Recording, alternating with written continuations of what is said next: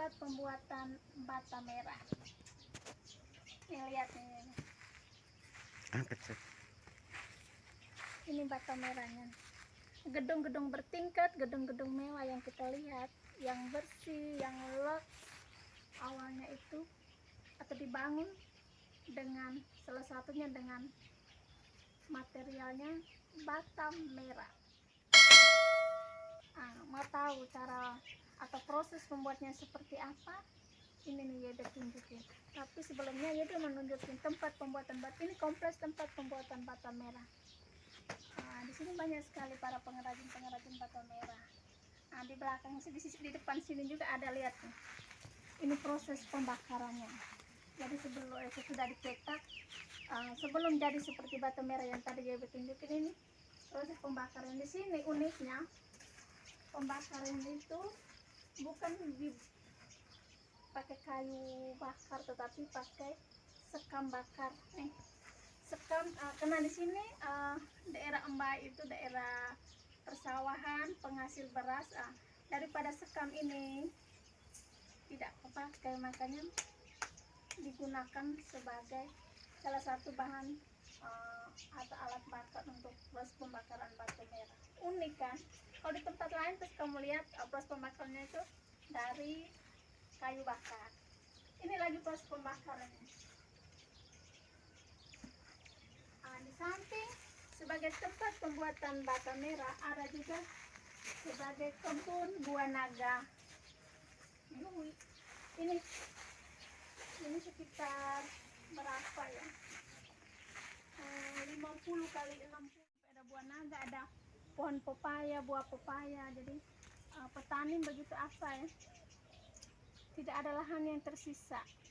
Semua lahan itu dipakai sebagiannya untuk proses pembuatan buah batu merah.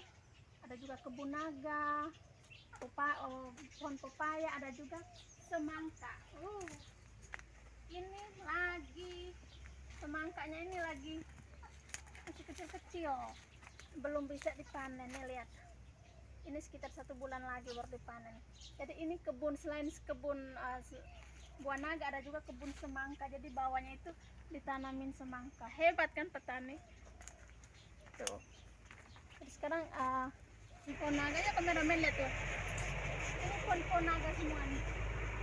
Setelah itu baru kita lihat proses pembuatan bata merahnya.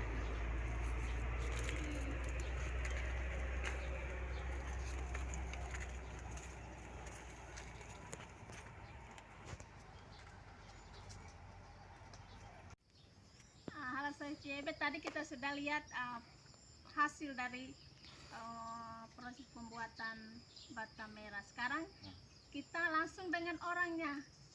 Ini pemilik dan salah satu pengusaha sukses yang ada di Embai, Pak De. Ini yang punya nih.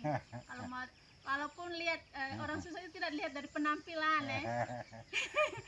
jangan dianggap sepele.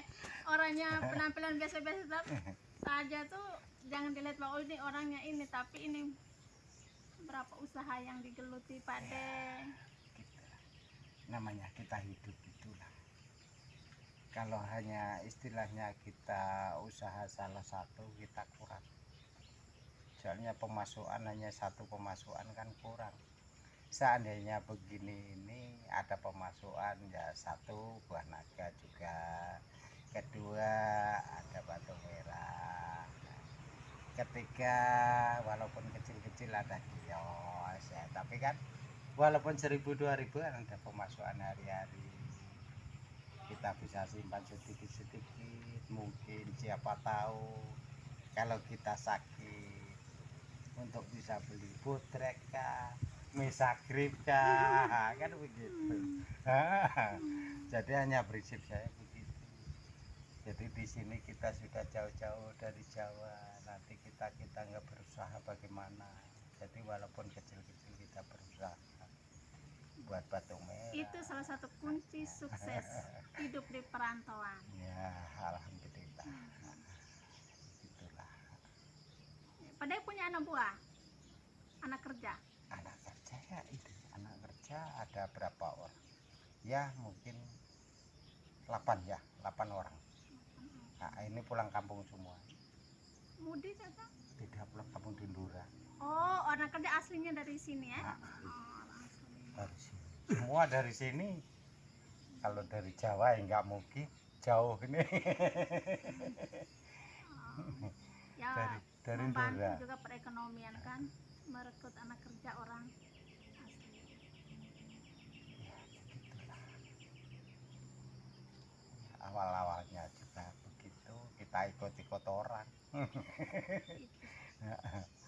Kira-kira ini penghasilan setiap bulan itu berapa dari hasil mau buah naga atau ini batu merah ini Pak De? Nah, kalau buah naga itu kalau dihitung 1 bulan kita nggak bisa. Ah, Soalnya begini, ini kan 1 tahun istilahnya kan 2 kali panen toh. Nah, mulai ini nanti bulan 7-8 ini sudah mulai bunga lagi. Nah, itu mulai bulan 10 itu sudah mulai metik sampai bulan 5. Nah, itu. Jadi ya sekali panen nggak banyak lah.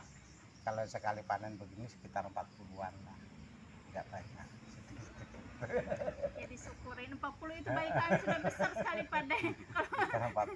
Iya, Kalau tahun ini memang turun betul. 1 kali panen. itu 1 kali Dia panen. musimnya tidak Kalau tahun yang ini turun betul. turun. Kemarin dapat tahun yang lalu dapat 70. Oh, Nah, tapi tahun yang ini banyak penyakit seperti apa busuk-busuk itu, tahu nggak ada obatnya, jadi kita ya biar lepas saja begitu. hama ya. Nah, sama seperti kebakar tuh, nah, kutu loncat kah apa kurang tahu kita. Kutu putih, kutu Ah. loncat itu. Kalau selain buah naga, kalau ini batu merah ini bagaimana Pak De? Ya kalau batu merah ini ya bersyukur juga. Kalau seandainya 1 bulan ya kita bisa kasih Ada buah. orderan. Ada orderan. Nanti kadang-kadang pelanggan yang sudah kenal yang habis. Intinya kualitasnya ya Pak De. Jadi makanya kita jaga betul itu kan begitu. Kalau nggak begitu nanti orang pembeli juga kecewa, kita juga kecewa juga. Nanti orang sudah beli nyampe di sana komplain. Ya, Itu. jadi kita juga begitu sama yang cetak juga ngomong. Jadi kita harus jaga kualitas batu. Pak De, selain ini penghasilan kita usaha, suka duka dalam berbisnis itu apa saja Pak De? Kok kadang orang ini bisnis ini tidak laku, aduh gimana ya. Kalau Ya. kami orang Flores tuh bukan cuma orang Flores, rata-rata ya orang Timur kan ketekunan atau keuletan itu tuh ini kalau dibandingkan dengan orang Jawa itu kan ya beda ya.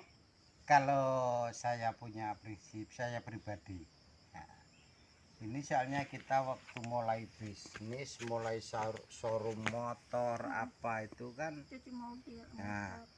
sebelum kita sudah merasakan, kita seandainya sudah merasakan, oh ini kok ada kendala sedikit, kita cepat-cepat cari lain. Nah, cari lain, jadi istilahnya untuk nutup yang ini, begitu. Sebelum kita gulung tikar itu sudah kita cari lain. Antisipasi. Seperti Begitu. tadi kios-kiosan atau Yes, apa. pokoknya apa saja. Dulu saya kan jual air apa ya, ini tahu sudah. Showroom motor, jual air, iya begitu. Jadi Bisnis oto. ya, bisnis oto. Jadi ya yang penting kita jadi uang tapi halal walaupun sedikit. Ya, yang penting kita jadi crazy rich Itulah. lokal.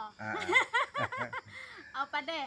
Kalau namanya kita punya usaha kita kalau tadi dari cerita Pak De itu bagi saya itu cukup sukses ya. Ya. Ya, alhamdulillah, Namanya puji Tuhan ya cukup itulah sukses. alhamdulillah.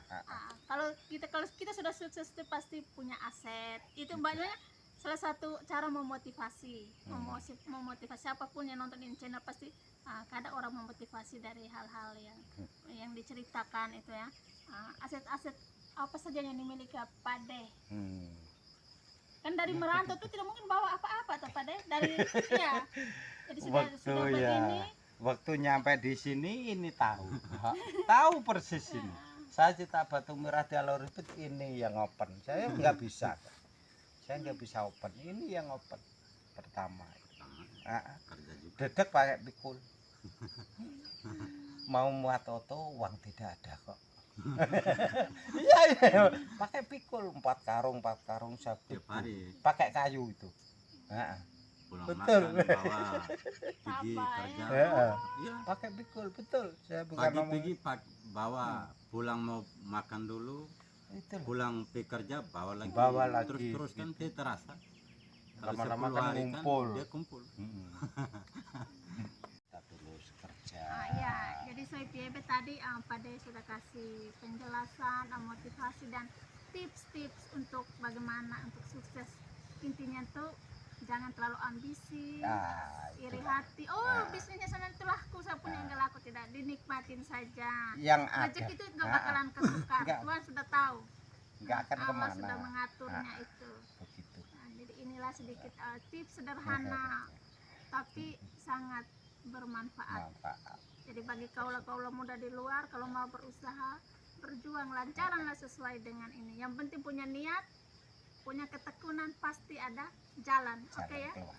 Oke, Iya. itu saja dari kami sedikit ngobrol sore bersama Pak De. Oke, terima kasih.